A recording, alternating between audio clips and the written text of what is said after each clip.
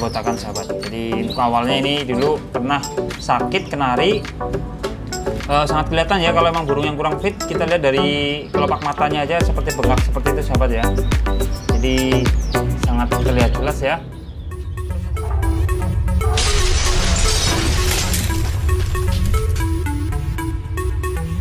Assalamualaikum warahmatullahi wabarakatuh. Halo kicauania, jumpa lagi di channel Yoko Kanari. Oke sahabat-sahabat semua, sedulur-sedulur semua, semoga hari ini ya dalam keadaan selalu sehat walafiat ya, amin. Oke sahabat, jadi untuk kesempatan di video kali ini ya, jadi saya akan membahas masih tetap di dunia perkenarian ya. Jadi akan membahas kenari yang sedang melakukan proses mutasi atau menjelang proses mutasi. Pastinya sahabat-sahabat semua mengharapkan hasil yang maksimal pastinya ya, khususnya apalagi kalau yang kenari merah lokal ya. Jadi pasti mengharapkan sesuatu warna yang diinginkan ya sahabat ya. Jadi saya akan membahas kenari ini ketika menjelang proses mutasi. Terkadang kita mengalami sesuatu yang kurang enak ya. Jadi akan ada sedikit masalah atau problema yang nggak sering tapi terkadang kita alami sahabat. Jadi problemanya itu apa, masalahnya? Jadi terkadang di saat kenari kita sedang melakukan proses mutasi, kadang-kadang kita jumpai yang terjadi bukannya warnanya maksimal, malahan ada sesuatu kekurangan itu, yaitu biasanya terjadi kebotakan di sekitar area si tubuh kenari itu sendiri sahabat. Jadi yang sering saya alami atau kadang-kadang saya alami yaitu di bagian kepala sahabat. Jadi bagian kepala kadang-kadang waktu sedang proses mutasi malah terjadi kebotakan sahabat. Nah, jadi untuk video kali ini saya akan membahas beberapa faktor ya. Jadi faktor yang menyebabkan kenari itu bisa mengalami kebotakan. Jadi faktornya apa saja? Nanti tetap sahabat simak ya video saya sampai selesai. Nanti kalau oke sahabat, jadi tentunya ya apabila kita ingin mendapatkan hasil yang maksimal ya ketika burung kita mengalami proses mutasi sahabat ya. Jadi ada beberapa faktor yang bisa menyebabkan ya, yang akan saya bahas yaitu mengenai tentang kebotakan ya, kebotakan bulu ya, yang sering saya alami yaitu di bagian kepala sahabat ya. Jadi beberapa faktor itu antara lain yang pertama adalah burung sahabat itu adalah mengalami yang namanya sakit. Jadi apabila burung sahabat itu sudah terlihat sakit ya, jadi sahabat itu harus cepat-cepat melakukan proses pengobatan ya, harus tanggap, harus cepat sahabat ya, jangan kita ditunda-tunda ya. Soalnya nanti kalau burung itu sakitnya sampai menjadi, nanti akan berpengaruh terhadap proses mutasi itu sendiri sahabat. Jadi intinya sahabat harus benar-benar atau cepat-cepat melakukan yang namanya proses pengobatan sahabat ya, supaya nanti hasilnya maksimal pada waktu proses mutasi sahabat ya. Karena kalau kita diamkan nanti burung itu akan sakit, akan kekurangan nutrisi hingga kalsium sahabat ya. Jadi yang sering saya cek ya ketika burung mulai sakit yaitu di bagian tubuh ke si kenari itu sendiri, di bagian kulit-kulitnya itu akan sedikit kusam ya, kusam atau kering, bahkan kelihatan seperti mengelupas sahabat ya. Jadi itu adalah salah satu burung yang kurang kalsium sahabat ya. Jadi sahabat harus benar-benar ini burung ini sakitnya apa, harus pengobatannya harus seperti apa. Jadi sahabat harus benar-benar tahu ya, jadi supaya nanti burung itu tetap sehat ya. Jadi usahakan burung sahabat tetap sehat ya. Jadi faktor yang pertama yang bisa mengakibatkan burung kebotakan yaitu kenari sakit ya. Jadi kalau nanti kulitnya sudah kelihatan sedikit kering, lama-lama kusam, nanti akan untuk bulu itu sendiri nanti lama-kelamaan akan rontok sahabat ya. Dan rontok nantinya juga untuk tumbuhnya itu kurang maksimal sahabat ya. Sehingga kalau nanti kita biarkan saja, nanti lama-lama itu bisa menimbulkan yang namanya kebotakan sahabat. Jadi burung sahabat itu adalah mengalami yang namanya sakit sahabat. Terus untuk faktor yang kedua yang bisa mengalami burung mengalami kebotakan sahabat ya. Jadi sahabat kurang memperhatikan yang namanya kebersihan sahabat ya. Kebersihan itu mencakup semuanya ya. Jadi kebersihan kandang, kebersihan tempat makan, tempat minum, tangkringan. Nah, kalau sahabat dibiarkan saja ya, lama-kelamaan itu akan berpengaruh ya, dan endingnya juga burung itu nanti akan sakit sahabat. Jadi usahakan untuk tempat si burung itu bikinlah senyaman mungkin ya sahabat ya, senyaman mungkin, seenak mungkin, sehingga burung itu merasa tenang, merasa senang, sehingga burung tetap fit dan tetap sehat sahabat ya. Jadi Untuk kebersihan kandang usahakanlah setiap harinya diganti untuk alas korannya ya. Jadi supaya tetap bersih. Untuk tangkringannya minimal ya seminggu 2 kali harus kita cuci ya. Untuk tempat makan, tempat minum, jangan tempat minum sampai berlumutan kita biarkan saja, sehingga nanti efeknya juga ke burung itu sakit sahabat. Jadi nanti akan berpengaruh juga sahabat ya. Jadi kalau nanti tempat kandangnya terlalu kotor, kotor nanti lama-lama banyak namanya virus-virus sahabat, sehingga burung itu bisa nanti timbulnya yang namanya kutu atau perkutuan sahabat ya.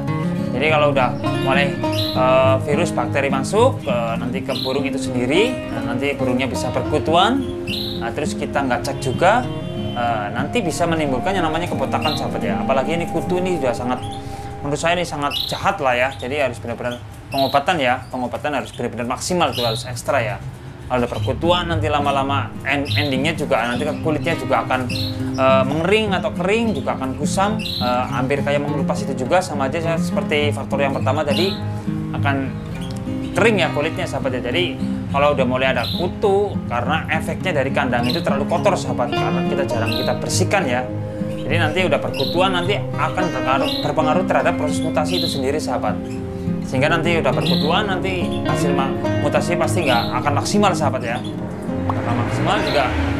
Nanti kalau burungnya udah mulai ada tumbuh bulu baru, tapi kadang-kadang nanti tumbuhnya tidak semuanya sahabat, jadi tidak rata. Jadi nanti yang terjadi adalah kurang maksimal dan akan sedikit mengalami yang namanya kebotakan sahabat. Jadi faktor yang kedua yaitu kurangnya kebersihan kandang untuk burung itu sendiri sahabat ya. Jadi harus usahakan kandang itu harus selalu bersih ya sahabat, harus benar-benar perhatikan. Sekarang lanjut faktor yang ketiga sahabat, yang bisa menjadikan burung itu mengalami kebotakan ya. Jadi faktor yang ketiga adalah si burung itu sendiri kedahuluan birahi sahabat. Jadi saya dulu punya pengalaman ya, jadi saya lagi proses mutasi burung saya kurang lebih sekitar 85%, hampir 90% sudah mau selesai sahabat nih.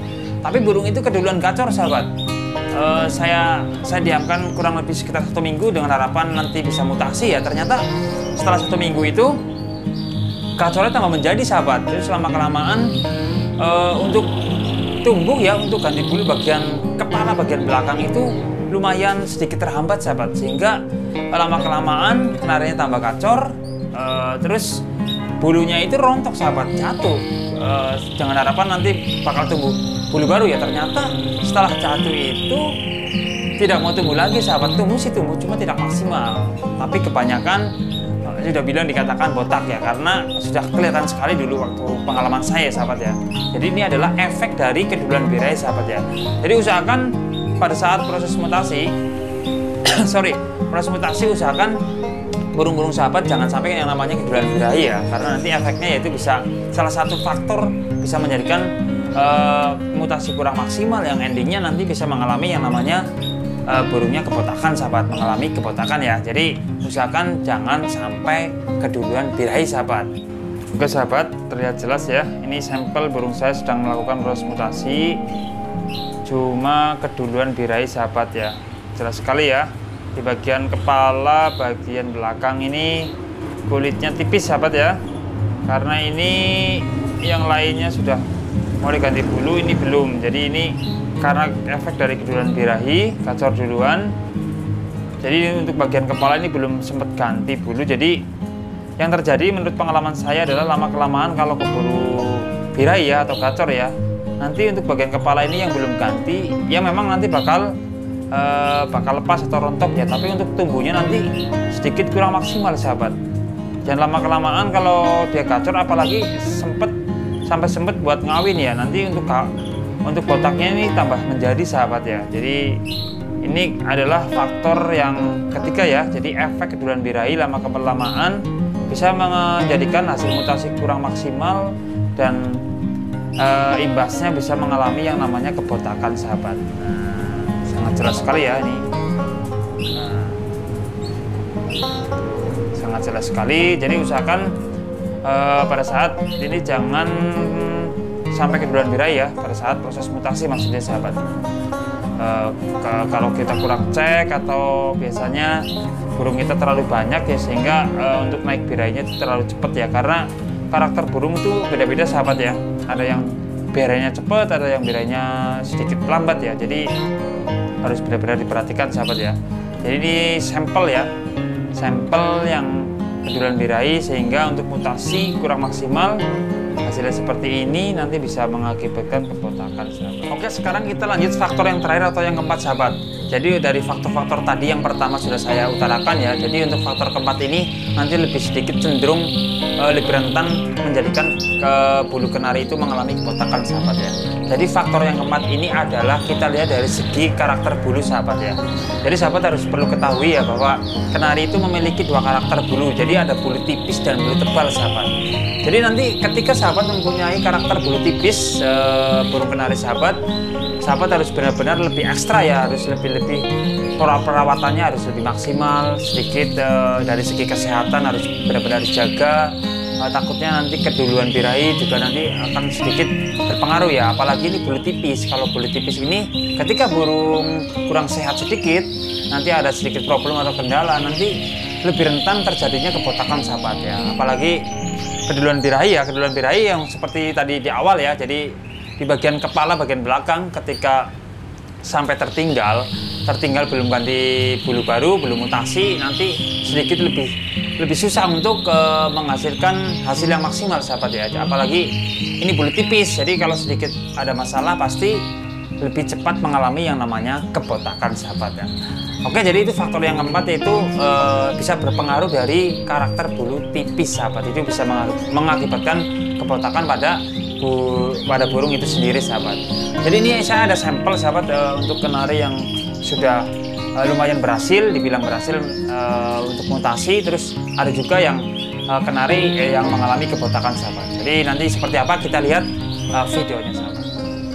Oke, sahabat, ini saya ada sampel ya kenari yang baru selesai mutasi. Alhamdulillah yang ini mutasinya berjalan dengan lancar, dari ujung kepala ya sampai ekor semuanya udah berganti dengan bulu baru. Mudah-mudahan tetap sehat nanti ya. Alhamdulillah ini lumayan, suaranya lumayan bagus. Untuk spek ternak lah sudah masuk. Mudah-mudahan nanti untuk hasil anakannya bisa membanggakan untuk peternaknya, amin. Terus untuk ini sampel kenari yang mengalami kebotakan, sahabat. Jadi untuk awalnya ini dulu pernah sakit kenari, sangat kelihatan ya kalau memang burung yang kurang fit. Kita lihat dari kelopak matanya aja seperti bengkak seperti itu, sahabat ya. Jadi sangat terlihat jelas ya. Terus untuk dulu saya lihat dari kenari-kenari yang lain ini sedikit agak bulu tipis, sahabat. Bulu tipis, terus yang pertama kena sakit ya langsung rentan kena yang namanya botak ya, sahabat ya, bulu botak ya, kebotakan. Jadi nggak masalah, yang penting nanti mudah-mudahan ini burung tetap sehat. Walaupun spek kurang bagus, mutasinya kurang maksimal, mudah-mudahan kalau buat ternak jangan takut, sahabat. Kalau memang dari ini turunan dari indukan yang bagus, jangan takut tuh untuk ternak walaupun hasil mutasi kurang maksimal ya. Mudah-mudahan nanti nurun ke anakannya, mudah-mudahan bisa bagus, sahabat. Intinya tetap semangat pokoknya yang lagi ternak kenari, pokoknya yang lagi proses mutasi, tetap mudah-mudahan saya doakan mutasinya tetap lancar.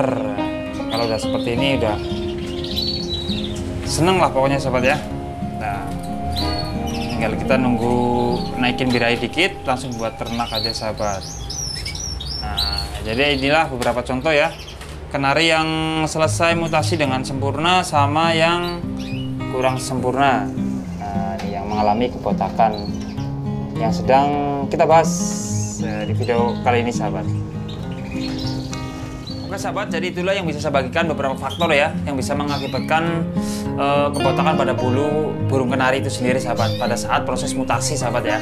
Jadi saya ulangi tadi, yang pertama yang bisa mengakibatkan adalah burung mengalami sakit, terus kurangnya kebersihan kandang, terus keduluan birahi. Terus yang keempat tadi yaitu tentang karakter bulu burung itu sendiri, sahabat ya. Jadi ada bulu tebal dan bulu tipis, sahabat ya. Jadi kalau bulu tipis, sahabat harus benar-benar lebih ekstra, lebih diperhatikan, sahabat ya, sehingga nanti burungnya sehat, mutasi lancar, mudah-mudahan sesuai harapan, amin. Oke, sahabat, jadi itulah yang bisa saya bagikan. Mudah-mudahan video ini bisa bermanfaat ya. Apabila merasa bermanfaat, silakan bantu share ke teman-teman. Mudah-mudahan nanti kedepannya Joko Kanari bisa memberikan video-video yang lebih baik lagi, lebih bagus lagi. Pokoknya tetap semangat yang lagi ternak kenari. Saya doakan semoga lancar ternak kenarinya sahabat.